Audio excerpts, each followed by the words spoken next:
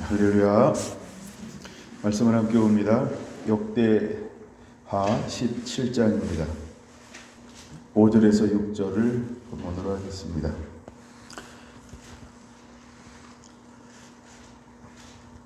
3절부터 6절까지 볼까요? 여호와께서 여호사밧과 함께 하셨으니 이는 그가 그의 조상 다윗의 처음 길로 행하여 바알에게 구하지 아니하고 오직 그의 아버지의 하나님께 구하며 그의 계명을 행하고 이스라엘의 행위를 따르지 아니하였음이라. 그러므로 여호와께서 나라를 그의 손에서 견고하게 하심에 유다 무리가 여호사밧에게 예물을 드렸으므로 그가 부귀와 영광을 크게 떨쳤더라. 그가 전심으로 여호와의 길을 걸어 산당들과 아세라 묵산들도 유다에서 제거하였더라. 아멘. 할렐루야. 자, 오늘은 다윗의 장막 40번째입니다. 소 제목으로는 여호와의 길, 다윗의 길, 이런 소 제목으로 함께 은혜를 나누고자 합니다. 여호와의 길, 다윗의 길, 이런 제목으로 3번을 나눌 거예요.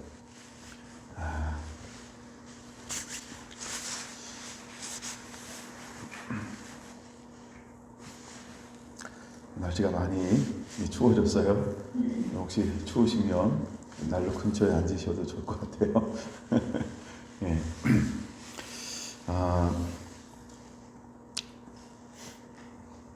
제자들은 예수님께서 어린 나귀를 타고 들어오실 때 호산나 다윗의 자손이여 하면서 들어오시는 예수님을 찬양하며 맞이하기 시작을 했습니다.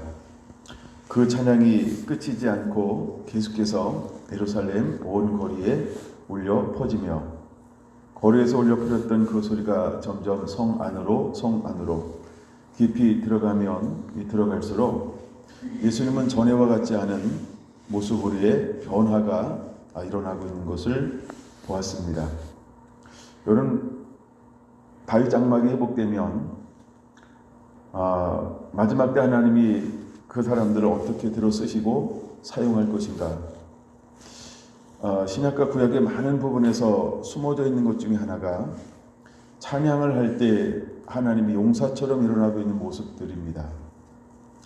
찬양을 할 때 예수님께서 용사처럼 일어났고, 찬양을 할 때 하나님의 사람들이 용사처럼 일어났고, 또 찬양을 할 때 하늘의 천군 천사가 동원되고, 찬양을 할 때에 천계가 급격히 변화되어지는 일들이 있고, 찬양을 할 때 지진이 난다거나 여러 가지 초자연적인 역사로 이 자유함과 풀려짐과 하나님의 영광을 드러나는 것을 볼 수 있습니다. 그래서 제가 요한계시록을 통해서 찬양할 때마다 새로운 계시가 또 새로운 역사가 일어나는 것들을 지난 시간에 한번 간략하게 살펴본 것처럼, 그래서 하나님이 마지막 때 이루고 싶어하는 것 중에 하나가 뭐냐 하면 예배의 회복입니다. 그래서 하나님은 다른 사람을 찾는 것이 아니고 예배자들을 찾습니다. 신령과 진정으로 예배하는 자, 하나님만 하나님 되게 예배하는 그 예배자들을 하나님이 이 세대에 일으킬 것이고 또 그 사람들을 찾습니다. 어떤 우리의 것이 아닌 너희는 먼저 그의 나라와 의를 구하라 라고 말씀하시고 있는 것처럼, 너희는 신령과 진정으로 예배할 때가 오나니 곧 이때라. 하나님은 이렇게 예배하는 자들을 찾으시느니라 라고 말씀하신 것처럼, 이제 그런 예배의 회복이 일어나야 하고, 오늘을 사는 저와 여러분들은 그런 예배자들이어야 합니다. 하나님의 부흥의 주역으로 쓰였던 사람들의 공통점이 있다고 한다면 그 사람들은 예배자였다는 것입니다. 그들은 중보자이기도 하면서 그들은 찬양하는 삶을 살아내기도 했으면서 하나님 앞에 매일매일 정기적으로 수시간씩 하나님 앞에 예배에 초점을 가지고 사는 사람이었다라고 하는 겁니다. 한국에 일어났던 평양 대부흥도 그 배후에는 무엇이 있었을까? 이미 집회를 하기로 가결하고 6개월 전부터 사람들이 모여서 매일 새벽을 깨워서 1시간 이상 기도했다는 것입니다. 그 기도가 모아져서 그 평양 대부흥이라고 하는 하나님의 강력한 임재가 이 강산 가운데 임하기 시작했던 것입니다. 웨일즈의 부흥은 무엇으로 시작됐을까? 한 사람이 십수년 동안 매일매일 이 나라, 이 도시에 부흥을 날라고 그런 하나님 앞에 정기적으로 하나님 앞에 찬양하며 예배하며 기도하고 부르짖었다는 것입니다. 예, 하나님 앞에 나가서 모든 부흥이 공통점을 가지고 있어요. 바로 예배 회복이라는 것입니다.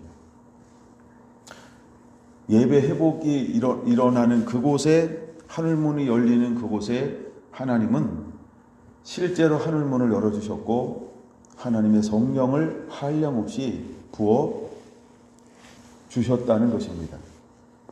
여러분, 오순절날의 특징 중에 하나가 무엇이냐면 사도행전 1장에 기록된 것처럼 그들은 말씀을 중심으로 해서 전혀 한마음이 되어서 전혀 기도하기에 힘썼더라 라는 것입니다. 거기서 말하는 기도라고 하는 것이 무엇일까? 바로 그것은 예배의 회복이라는 것입니다. 여러분, 모든 부흥은, 모든 하나님의 초자연적인 역사는 무엇을 통해서 이 땅 가운데 문이 열리냐 하면 기도를 통해서입니다. 또 하나 예배를 통해서 열립니다. 그래서 예배의 가장 중요한 것 중에 하나가 뭐냐 하면 첫째는 말씀의 회복입니다. 말씀의 순종인 것입니다. 하나님의 말씀이 하나님의 말씀되는 순종이 이 땅 가운데 이루어졌을 때 하나님은 이 땅 가운데 하늘의 문을 여십니다.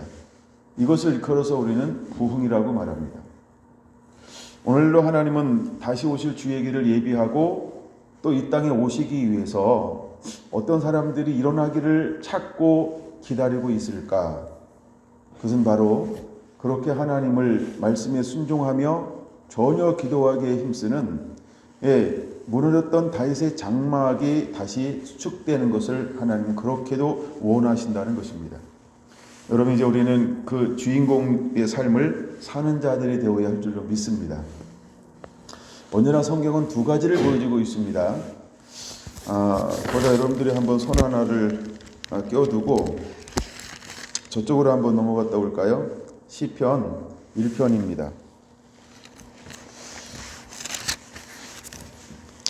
시편의 1편 보면 두 종류의 사람들이 소개가 되어지고 있죠. 하나는 복 있는 사람들이고 또 한 사람은 악한 사람들이다 라고 말합니다. 그래서 여러분, 이 땅에는 두 종류의 사람이 있다는 것입니다. 하나는 여호와의 말씀을 즐거워하며 그 말씀대로 즐겨 순종함으로 사는 삶을 살아내는 사람들. 또 한 사람은 어떤 사람들이 있을까요? 네, 여호와를 인정하지 않고 여호와의 말씀대로 살지 않는 사람들, 이렇게 크게 두 가지로 나눌 수 있다는 것입니다. 그러면 우리는 이 둘 중에 무엇을 선택하며 사는 사람이 되어야 할까?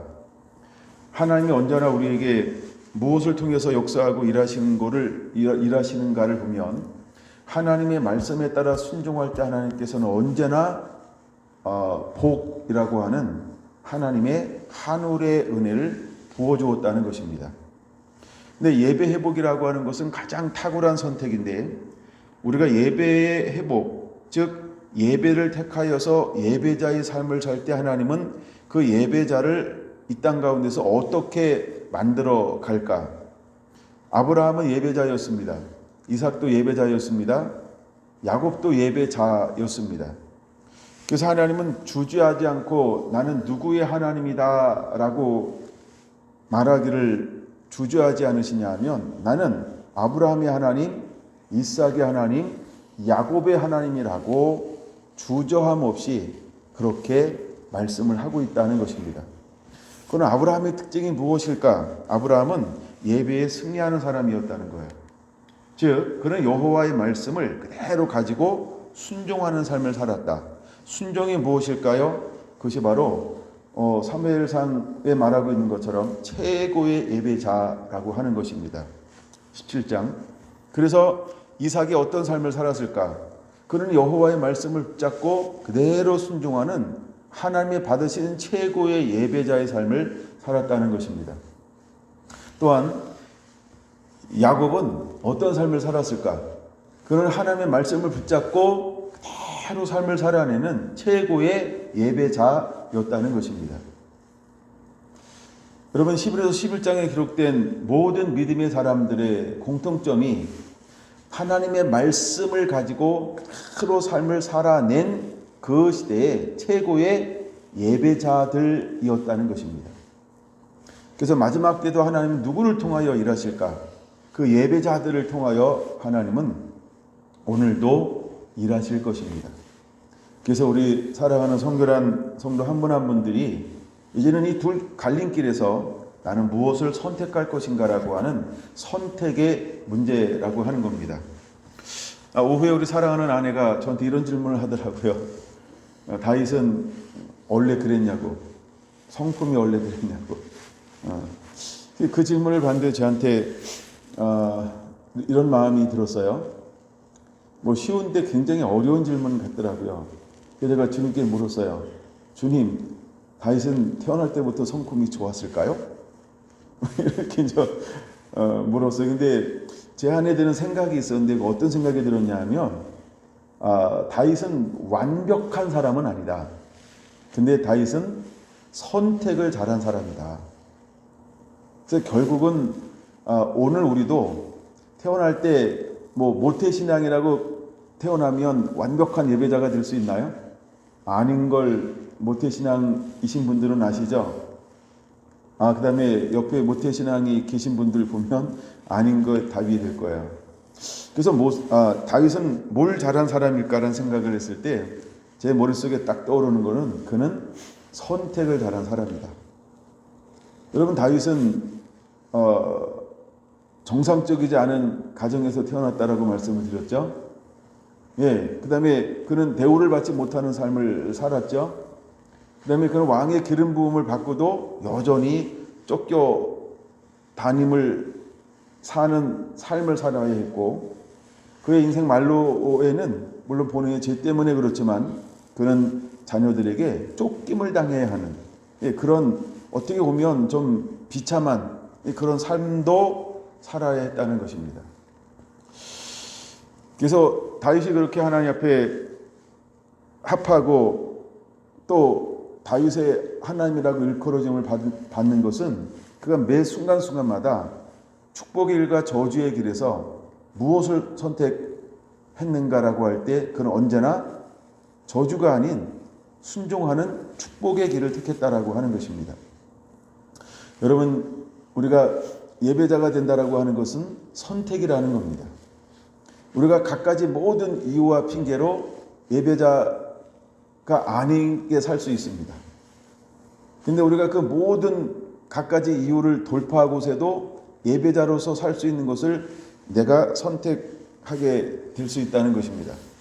자, 제가 오늘 제목을 이렇게 잡았어요. 여호와의 길, 그다음에 뭐라 그랬죠? 다윗의 길. 오늘 역대하 17장에는 누가 소개가 되어지고 있냐면 이스라엘의 네 번째 왕인 여호사밧이 소개가 되어지고 있습니다. 그의 아버지는 아사입니다. 아사는 여러분들이 잘 아는 아도 왕의 성경적 배후 인물 모델이 되기도 했던 왕이 아사 왕이었습니다. 그러니까 여호사밧의 아버지였죠.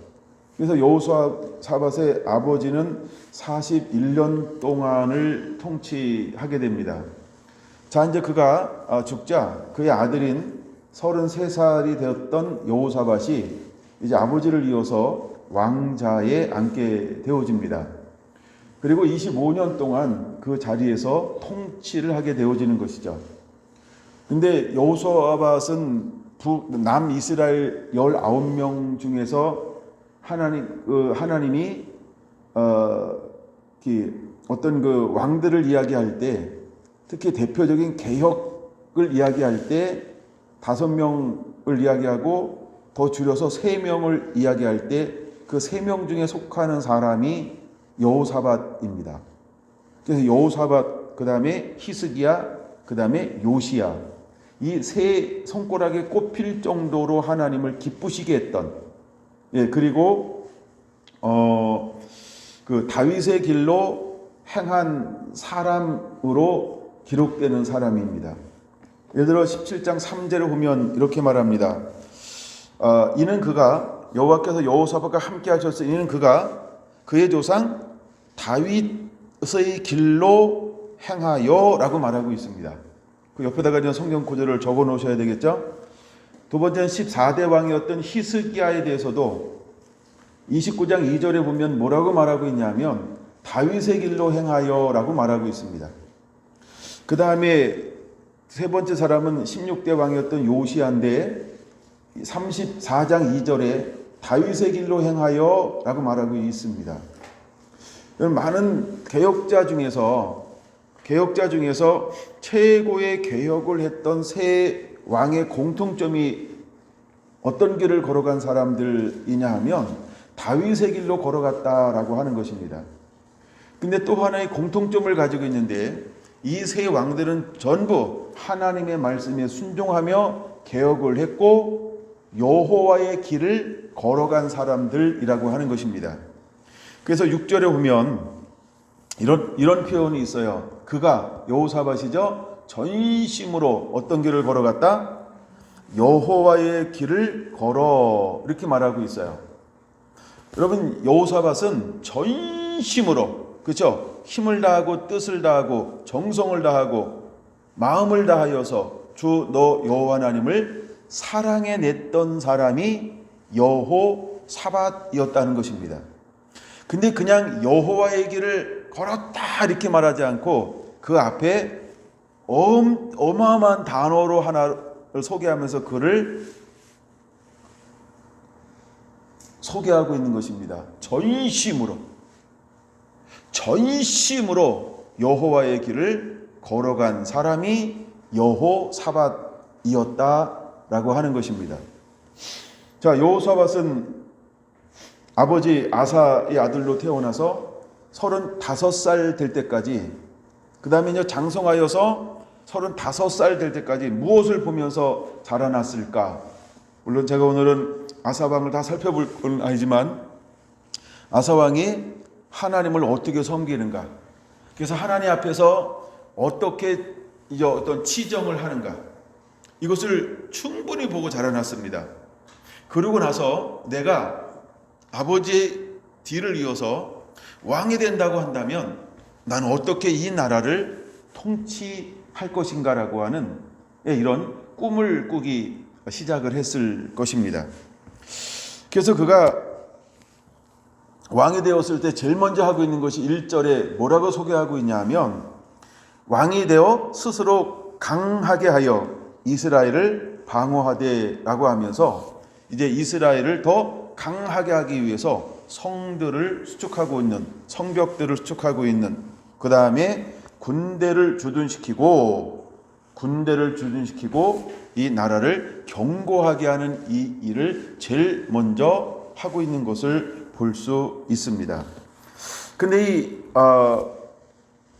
여호사밧의 특징이 한 5가지를 먼저 이야기하면, 첫째 3절에 보니까요, 여호와가 함께 하셨다 이렇게 말하고 있어요. 그러니까 여호사밧은 하나님이 함께하는 사람이었다는 것입니다. 하나님이 그와 함께했다는 것입니다. 여러분, 하나님이 함께하는 사람은 어떤 사람일까요? 그는 여호와의 말씀에 순종하는 사람이었다는 것입니다.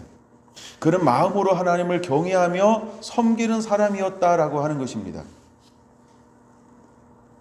하나님이 아브라함과 이삭과 야곱과 요셉과 함께했던 것처럼 여호사밧 왕은 여호와 하나님이 함께하는 사람이었다라고 라고 하는 것입니다.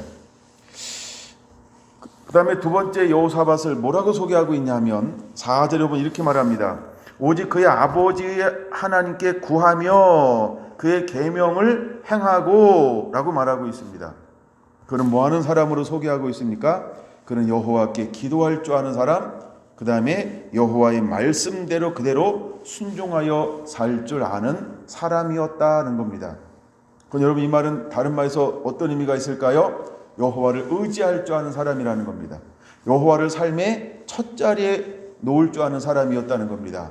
여러분 이것은 다르게 말하면 여호와를 여호와되게 예배할 줄 아는 사람이었다라고 하는 것입니다. 여러분 이것이 여호사밧의 삶이었던 것이죠. 세 번째 여호사밧은 어떤 사람으로 소개하고 있습니까? 그런 삶을 사니까 5절에 그러므로 라고 말하죠. 그러므로 여호와께서 나라를 그의 손에서 견고하게 하시매 라고 말하고 있습니다. 예, 하나님께서 그의 삶을, 그의 나라를, 그의 맡고 있는 통치 기간 동안 하나님 그를 어떤 복을 주었어요? 견고하게 하나님의 복을 주셨다라고 하는 겁니다. 그때는 견고하게 하나님이 만드시는 동시에 그에게 돌아오는 것이 있어요. 무엇이 돌아왔습니까? 유다 무리가, 그는 남유다의 왕이죠. 그래서 유다의 무리가 여호사밧에게 예물을 드렸으므로 그가 어떻게 됐어요? 부귀와 영광을 온 유대 나라에 떨쳤더라라고 말하고 있습니다. 예, 왜? 여호와께서 견고하게 하셨다는 겁니다. 그 다음에 네 번째죠. 6절에 보니까 그는 어떤 길을 걸어갔다? 전심으로 여호와의 길을 걸어낸 사람이라는 것입니다. 그는 무엇을, 그 다음에 하나 더 보면 9절에 보면 이런 표현이 있어요. 그들이 여호와의 율법을 가지고 유다에서 가르치되 그 모든 유다 성읍들로 두루 다니며 백성들을 가르쳤더라 라고 하는 것처럼 여호사밧은 여호와의 말씀을 백성들에게 가르치도록 한 사람이다 라고 하는 것입니다. 그는 누구들을 세웠나요? 각 지방에 7절에 보니까 방백들을 세웠어요. 그러니까 지도자들을 세운 거야. 그 다음에 두 번째 레위 사람을 파송했어요. 그 다음에 제사장들을 파송했어요. 근데 방백들은 몇 명이나 세웁니까? 5명을 세웠다. 여기 이름이 5명 나오니까 5명이라고 그러는 거예요. 그 다음에 레위인들은 몇 명을 파송합니까? 9명을 소개하니까 9명이라고 그러는 거예요. 그 다음에 제사장들은 몇 명을 소개하고 있을까요? 2명이니까 2명이라고 그러는 거예요. 그래서 방백들을 5명을 파송하고 레위인들을 9명을 파송하고 그 다음에 제사장들을 2명을 파송했다. 이것은 사람을 세웠다 이 말입니다.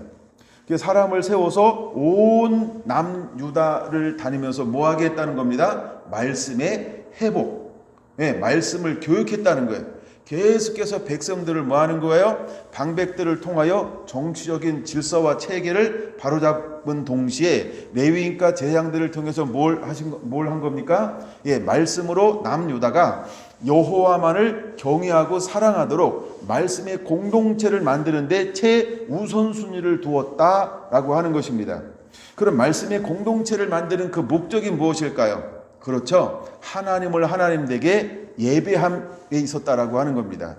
그래서 여호사밧이 이렇도록 하나님이 그를 강성하게 만들고 복을 주었던 이유가 무엇이냐 하면 그는 한마디로 하나님을 첫 자리에 올려놓고 예배의 삶을 살았다라고 하는 것입니다. 하나님은 예배하는 사람들을 강하게 한다는 걸 보여주고 있는 것이죠.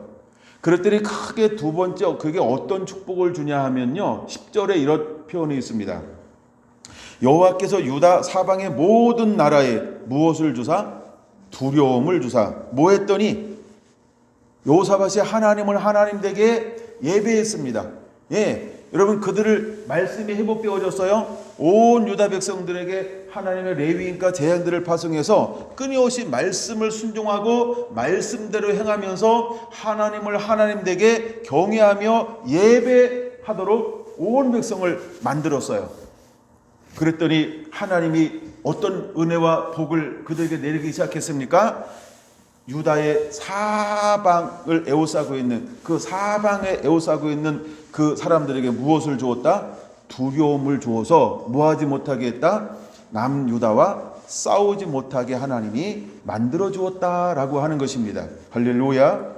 여러분, 어느 때가 되면, 그러니까 우리가 하나님 보호하는 것도 하나님의 뜻이 있고요. 그 다음에 이 보호를 거두어서 잠깐 하나님께서 우리를 흔들어 놓는 것도 하나님의 놀라운 뜻과 섭리가 있습니다. 근데 그들이 예배를 택했을 때 하나님께서 어떠한 축복을 주었냐 하면, 하나님이 12절에 이렇게 말합니다. 12절 볼까요? 여호사밧이 점점 강대하여 유다의 견고한 요새와 국고성을 건축하고, 이렇게 말하고 있습니다. 그러고 난 다음에 하나님께서 용맹스러운 군사들을 크게 용맹스러운 군사들을 예루살렘을 중심으로 해서 이렇게 하나님이 세우기 시작을 했습니다. 근데 마지막 절에 보니까 몇 명이나 세웠습니까? 18절에 보니까, 16절에 보니까 몇 명이죠? 예, 18만 명을 거두었으니, 이걸 다 합치면 몇 명일까요? 11만 116만 명. 그렇죠? 예. 그래서 28만을 거느렸고, 그다음에 20만을 거느렸고, 18만을 거느리게 만들었어요. 그 어마어마한 이 하나님의 이 군대를, 용맹스러운 군대를 이렇게 이제 거느리게 만들어서 하나님이 그를 어떻게 만들었다? 강대하게 만들었다라고 하는 것입니다. 그래서 그가 예배에 성공할 때, 그다음에 말씀을 가르치며 말씀으로 그들을 교육하고 예배에 성공할 때 하나님께서 그에게 준 것은 무엇을 주었을까? 12절에 말하고 있는 것처럼 요새를, 점점 견고한 요새를 건축하게 했고, 두 번째는 국고성을 건축하게 했고, 세 번째는 많은 강하고 용맹한 군사들이 일어나게 했다라고 하는 것입니다. 무엇할 때 이렇게 했다고요? 예배하는 삶을 살 때. 예배하는 삶을 살 때. 그럼 여러분, 이제 우리가 여호사밧처럼 우리가 어떤 삶을 어떻게 살아가는 자가 되어야 할까요? 하나님이 이렇게 했던 일은 다른 데 있지 않습니다. 여호사밧은 누구의 길을 걸어갔다? 첫째, 여호와의 길을 걸어갔습니다. 그는 그 선택에 있을 때 무엇을 선택했을까요? 그는 이방인의 길을 선택하지 아니하고, 6절에 보는 것처럼 산당들과 아세라 묵상들도 유다에서 제거하였더라. 그 아버지가 미처 하지 못했던 것 중에 하나가 뭐냐 하면, 산당들은 놔두고, 이렇게 했어요. 아세라 묵상들은 놔두고, 이렇게 말했어요. 개혁을 하는데. 근데 여호사밧은 어떻게 했어요? 산당들도 다 아세라 묵상들도 유다에서 다 제거해 버렸어요. 그리고 그는 오로지 온 나라가, 온 백성이 어떤 길을 걸어가기를 하나님이 원하셨나요? 여호사밧은 원했나요? 그렇죠? 유다는 정말 거룩하고 정결하게 되어서 하나님만 섬기는 나라가 되길 원하고 공동체가 되기를 원했던 것을 볼 수 있습니다. 여러분, 우리 안에 남아있는 것이 무엇이 될까요? 올무와 가시와 우리 넘어지는 그런 걸로 하나님께서 사용하신다고 했습니다. 근데 여호사밧은 철저하게 개혁을 해버렸어요. 어떤 것도 남지 않게. 그래서 그는 온전히 전심으로 여호와의 길을 걸어가는 삶을 살아냈던, 예배자의 삶을 살았던 사람이 여호사밧이라고 하는 것입니다. 4절의 말씀 보는 것처럼 그는 여호와께 구하며 그의 계명을 행함으로 말미암아 하나님이 어떤 복을 주었을까요? 여러분, 그 당시 많은 사람들이 무엇을 따라갔어요? 이스라엘의 행위를 따르지 아니함이었더라. 이스라엘의 행위라고 하는 건 뭘까요? 우상숭배와 불순종을 말하는데, 근데 여호사밧은 그 세상에 타협하지 아니하고, 우상에 타협하지 아니하고, 문화에 타협하지 아니하고, 다시 말해서 그 어떤 것도 섞이지 아니하고 오직 하나님의 말씀 그 하나만 가지고 통치하고 지배하고 다스리며 하나님의 기쁨이 되기를 원했던 왕이 여호사밧이었다라고 하는 겁니다. 여러분, 여호사밧 왕의 이름의 뜻이 있어요. 여호와께서 심판하신다라는 뜻을 가지고 있습니다. 여호와께서 심판하신다 이런 뜻을 가지고 있기는 해요. 근데 여호사밧은요, 이렇게 멋진 하나님을 하나님에게 예배하는 그 예배의 길을 걸어간다는 것입니다. 그래서 하나님께서 여호사밧을 거서 뭐라고 말하고 있냐면, 그는 여호와의 길과 다윗의 길로 행한 사람이다, 이렇게 말하고 있다는 것입니다. 이제 오늘 우리가 다윗의 장막이 수축이 되고 그 길을 걸어갈 때, 여러분, 우리의 길을 무엇이라고 이야기해야 할까? 우리 또한 여호와의 길, 다윗의 길을 걸어가는 자라고 하는 이런 칭호와 더불어서, 애칭과 더불어서 이런 축복도 누려야 할 줄로 믿습니다. 오늘 시간 좀 더 나누고 싶은 부분은 이런 부분이었어요. 이제 여호사밧이 예배에 성공하는 삶을 삽니다. 예배에 성공하고 예배하는 삶을 살 때 하나님께서 그를 어떻게 축복해 주기 시작하냐는 것입니다. 5절의 말씀에 보는 것처럼 부귀와 영광을 크게 떨치게 하더라라는 것입니다. 여러분, 하나님이 예배할 때 우리에게 무엇을 줄까요? 부귀영화를 준다라고 하는 것입니다. 이제 우리는 이것을 누리는 자가 되어야 할 줄로 믿습니다. 18장 1절은 이렇게 말합니다. 여호사밧이 부귀와 영광을 크게 떨쳤고, 이렇게 말합니다. 그렇죠? 이 말은 뭐냐 하면 이제 최고의 피크적인 삶을 살아가는 것입니다. 굉장히 피크적인 삶을 살아갑니다. 근데 그가 즉위하고 난 횟수에 보면 거기 몇 년이라고 적혀 있어요. 역시 여러분 성경에는 BC 872년. 8장 1절에는 몇 년이라고 기록되어 있어요? 853년. 그럼 몇 년 차이가 나는 거예요? 약 20년. 정확히는 19년이죠.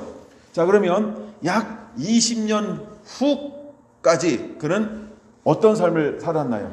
그가 예비하는 삶을 첫 자리에 놨을 때, 그렇죠? 그가 여호와의 길, 다윗의 길을 첫 자리에 놓고 그렇게 삶을 살아갈 때 하나님 그를 얼마 동안 부귀영화를 누리게 만들었을까? 그 다음에 이방 세력으로부터 두려움을 주어서 전쟁하지 못하도록 하나님께서 지금까지 은혜와 복을 내려주고 있는 걸까요? 몇 년이요? 20년 가까이. 그러니까 20년이라고 우리가 한번 생각해 봅시다. 그렇죠? 이게 굉장히 중요한 거예요. 여러분, 왜 이제 우리가 다윗의 장막의 실제 삶을 살아가야 할까? 여러분, 우리가 다윗의 삶을 살잖아요. 그러면 하나님이 우리에게도 뭘 보장해 줄까요? 어떤 은혜를 우리가 기대할 수 있을까요? 여호사밧이 누렸던 것과 같은 이 복을 여러분들이 기대하시기를 바랍니다. 이 복을 하나님께서 주실 것입니다. 아브라함이 예배하는 삶을 할 때 복을 주었던 것처럼, 이삭이 예배한 자의 삶을 할 때 복을 주었던 것처럼, 야곱이 예배자의 삶을 살 때 복을 주었던 것처럼. 할렐루야. 제가 말라기 3장을 뭐라고 표현했는지 여러분 기억하시나요? 이것은 예배의 회복이라는 겁니다. 3장 7절부터 쭉 이게 예배의 회복이다. 그럼 우리가 예배가 회복되면 어떤 축복을 주겠다는 거예요. 그렇죠? 하나님께서 우리 땅에 기한 전에 떨어지지 않게 하실 것이며, 하늘의 창고의 문을 열어 쌓일 것으로 복을 붓지 아니하나 보라. 할렐루야. 근데 이 모든 것은 뭐의 회복을 통하여 우리에게 주시는 축복일까요? 그렇죠? 예배의 회복이라는 겁니다. 예배가 회복되면 하나님께서 복 주시고 있는 것들을 우리가 볼 수 있어요. 여러분, 여호사밧은 일례로 20년 이상 지금 계속 어떤 복을 누리고 있을까요? 하나님이 그에게 복을 주어서 이렇게 표현해 볼까요? 이삭의 복을 받았던 것처럼 그 해에 100배를 주었더라. 그 다음에 또 100배를 주었더라. 그 다음에 또 100배를 주었더라. 그의 삶이 어떻게 변화되어져 간지 여러분 기억하시죠? 그는 점점 창대해 가기 시작했어요. 그는 왕성하게 되기 시작했어요. 그리고 마침내 거부가 되었더라. 그러면 여러분, 여호사밧이 통치하는 그 20년, 지금 이 현재 진행형이죠. 이때 그 남유다가 어떤 복을 누리고 있을까요? 어떤 복을 누리고 있을까요? 한마디로 말하면 어마어마한 복을 누리고 있다는 걸 여러분 기억하시길 바랍니다. 그러니까 그 복을 누리니까 무엇을 할 수 있는 거예요? 국고성을 쌓을 수 있는 거예요. 국고성이 뭔지 아시죠? 이렇게 나라의 재산을 보관할 수 있는 그런 성을 만드는 거야. 이해가 되시나요? 예, 그 창고를 막 만드는 거야. 그 다음에 재산이 어마어마하니까 뭘 건축할 수 있어요? 새로운 성벽을 건축할 수 있는 거예요. 견고한 요새를 건축하기 시작하는 거예요. 여러분, 요새를 건축하는 데는 무엇이 들어갈까요? 수많은 재정이 필요합니다. 그렇죠? 근데 견고한 요새를 계속해서 이제 이 유다 변방에다가 건설하면서 방백을 몇 명 파송했어요? 5명을 파송하고 그걸 전부 관리하게 하는 것입니다. 그리고 국민들을 내치하는데 국민들에게 어떤 그 은혜가 임할까요? 평강의 은혜가 임합니다. 그 다음에 풍요의 은혜가 임합니다. 근데 평강이 임하고 풍요가 임하면 무엇이 따라올 수 있나요? 타락함이 따라올 수 있습니다. 나태함이 따라올 수 있습니다.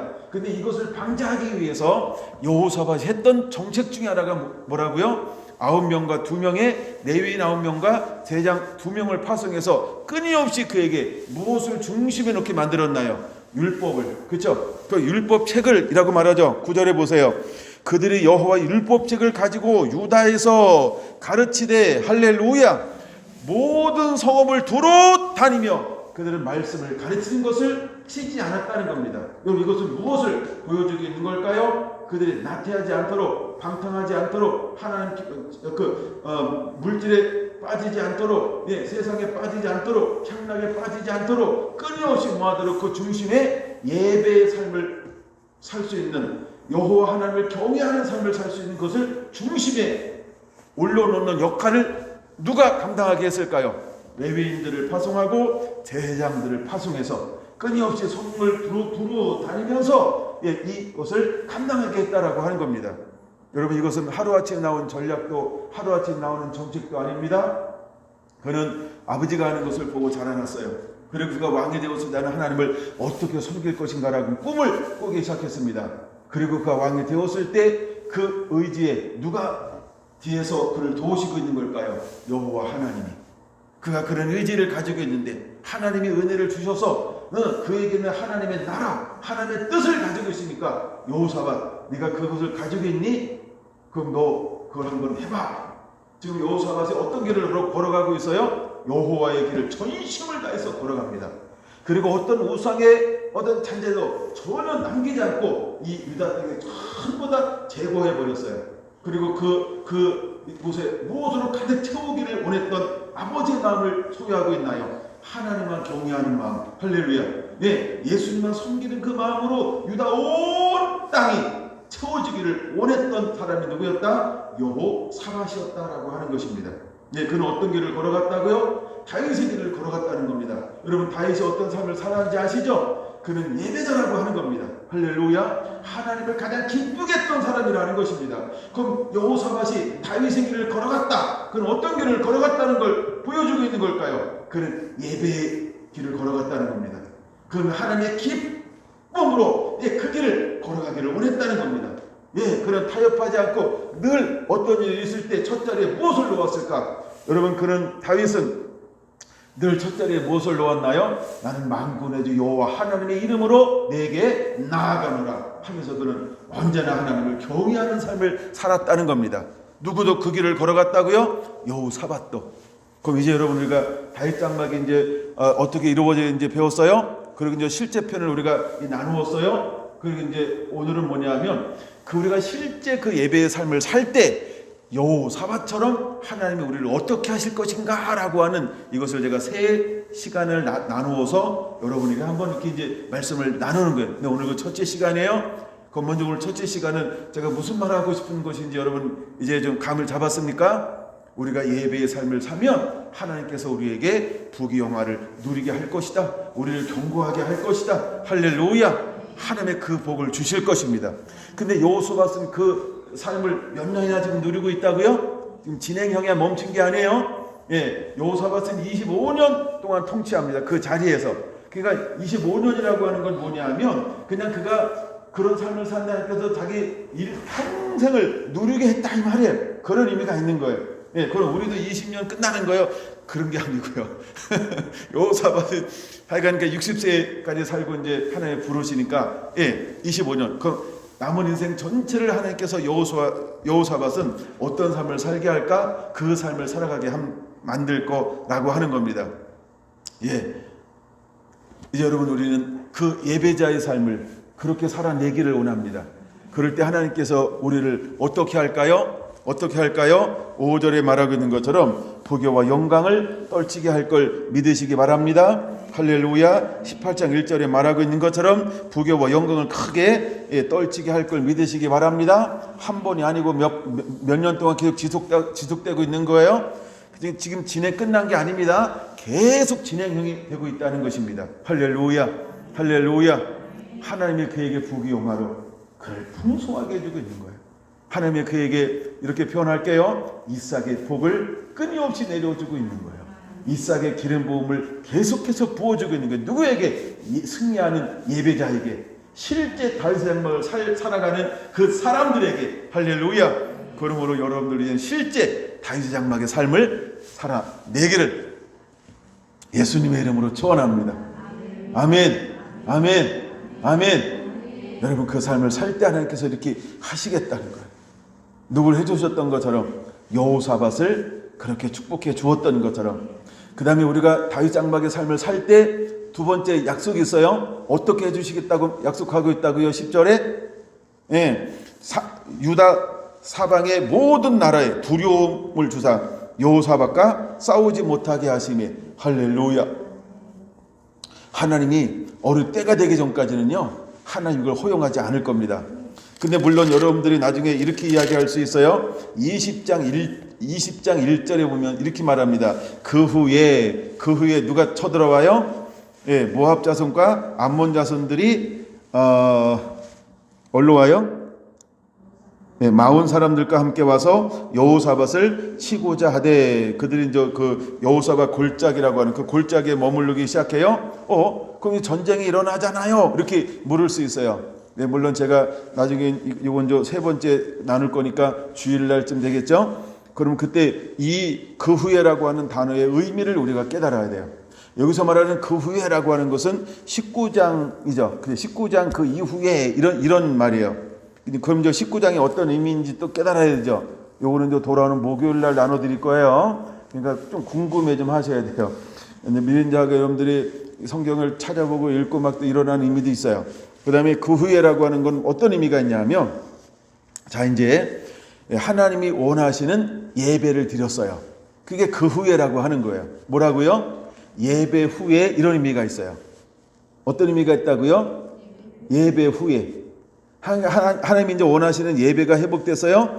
근데 그 예배 후에 하나님 왜 이런 전쟁을 허용하실까라고 하는, 이거는 뭐냐면 죄 때문에 전쟁이 일어나는 것이 아니고, 하나님께서 이스라엘 백성들을 뭐하기 위해서? 연단하기 위해서 하나님께서 이 전쟁을 허용하시는 거예요. 근데 이 전쟁을 허용하실 때 여호수아의 이제 전략이 있어요. 여호수아의 전략. 그게 3절부터 12절까지 보면 여호사밧이 무엇을 선택합니까?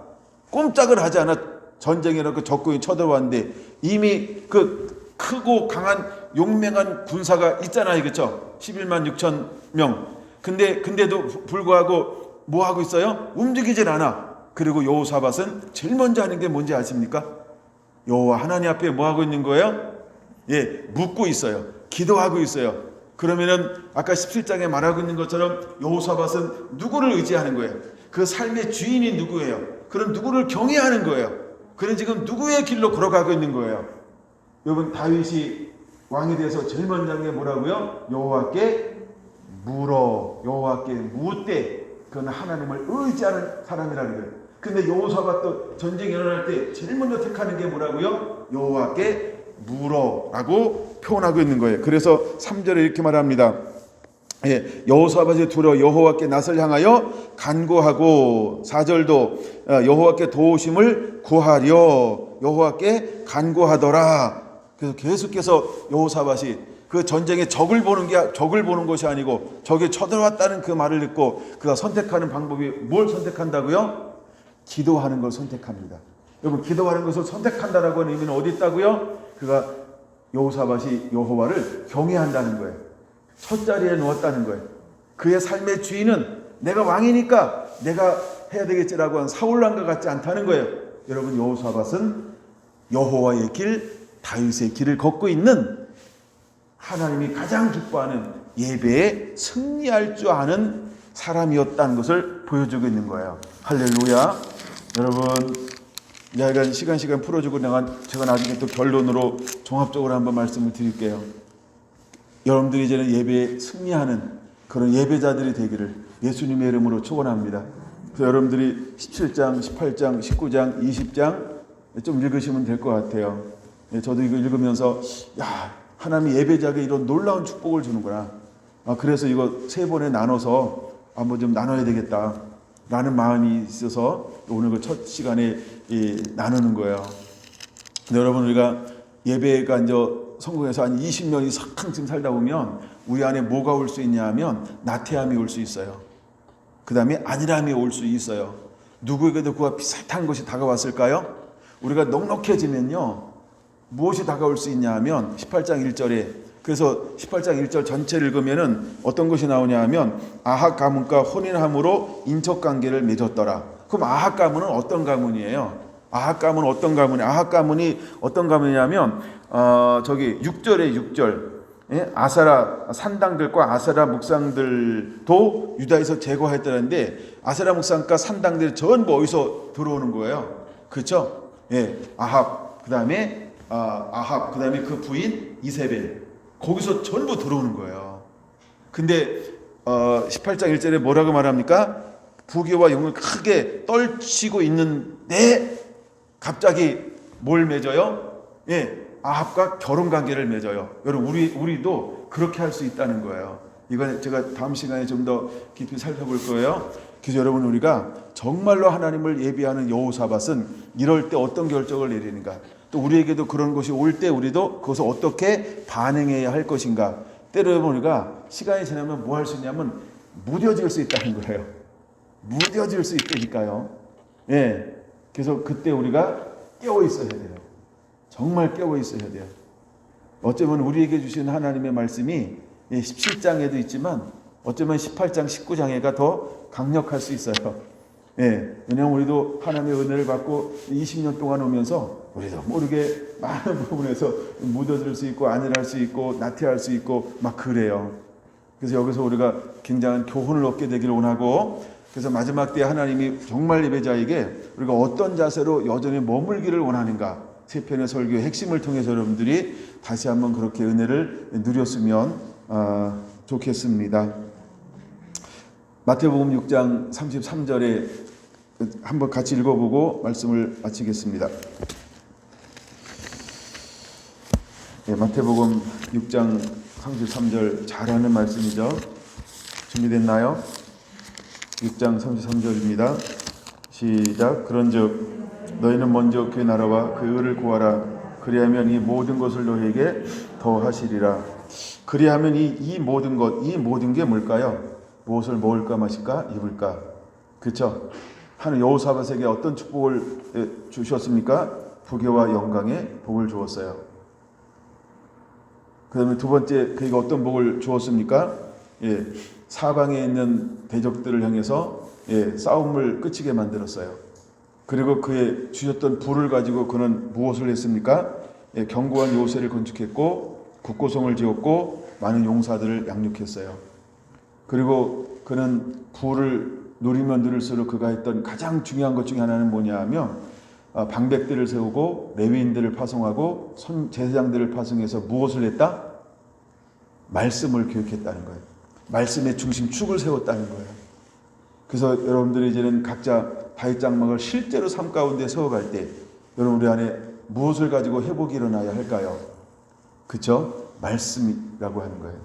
여러분, 말씀을 중심축에 붙잡게 되기를 예수님의 이름으로 축원합니다. 아멘.